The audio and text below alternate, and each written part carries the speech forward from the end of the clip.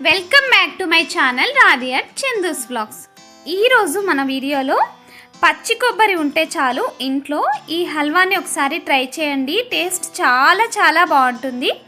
ఈ కొబ్బరి హల్వాని మీరు ట్రై చేయకపోతే మీరు ఒక మంచి టేస్ట్ని మిస్ అవుతారు. అంత బాగుంటుంది. ఈజీగా బయటనే 10 days దాకా స్టోర్ చేసుకోవచ్చు. మీరు 2-3 రోజుల్లో అయిపోతుంది అనుకుంటే కొంచెం జారుగా ప్రిపేర్ చేసుకోండి. ఈ కొబ్బరి హల్వా చేయడం కోసం 1/4 కప్పు పెసరపప్పుని తీసుకుని లో ఫ్లేమ్లోనే లైట్గా కలర్ మారి మంచి స్మెల్ వచ్చేదాకా ఫ్రై చేసుకుని చల్లారిన తర్వాత మెత్తగా పౌడర్ చేసుకుని పక్కన పెట్టుకోవాలి. తర్వాత మిక్సీ జార్లోకి ఒక పెద్ద కొబ్బరికాయను తీసుకుని ఇలా ముక్కలుగా కట్ చేసి తీసుకుంటున్నాను. ఫ్రిడ్జ్లో పెట్టిన కొబ్బరి కంటే ఫ్రెష్గా కొబ్బరిని తీసుకోండి, టేస్ట్ ఇంకా బాగుంటుంది. కొబ్బరిని ఇలా కచ్చా పచ్చాగా గ్రైండ్ చేసుకున్న తర్వాత ఇందులోకి మనం మిక్సీ పట్టి ఉంచుకున్న పెసరపప్పు పౌడర్ని కూడా వేసుకోవాలి. ఈ పెసరపప్పు పౌడర్ అనేది పూర్తిగా ఆప్షనల్ అండి. మీకు నచ్చితేనే యాడ్ చేసుకోవచ్చు, లేదంటే స్కిప్ చేసేయండి. తర్వాత 1 కప్ బెల్లం, కొద్దిగా యాలకుల పొడి, చిటికెడు సాల్టు, 1 టేబుల్ స్పూన్ బియ్యం పిండి, 1/2 కప్ వాటర్ని కూడా యాడ్ చేసుకుని ఇలా మెత్తగా మిక్సీ పట్టి పక్కన పెట్టుకోవాలి.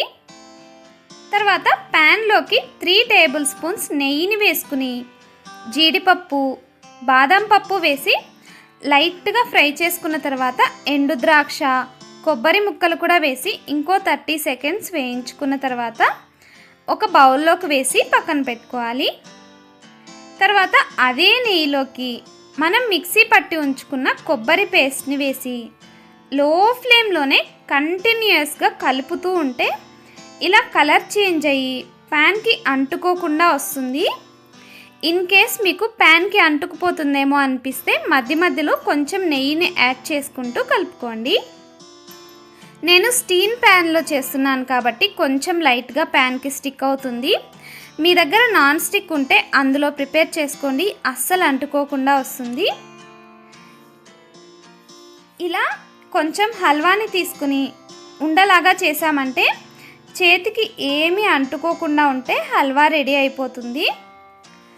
ఈ హల్వాని కంప్లీట్గా చల్లారిన తర్వాత మాత్రమే వేయించిన డ్రై ఫ్రూట్స్ని కూడా వేసి కలుపుకోవాలి, లేదంటే డ్రై ఫ్రూట్స్ మెత్తగా అయిపోతాయి.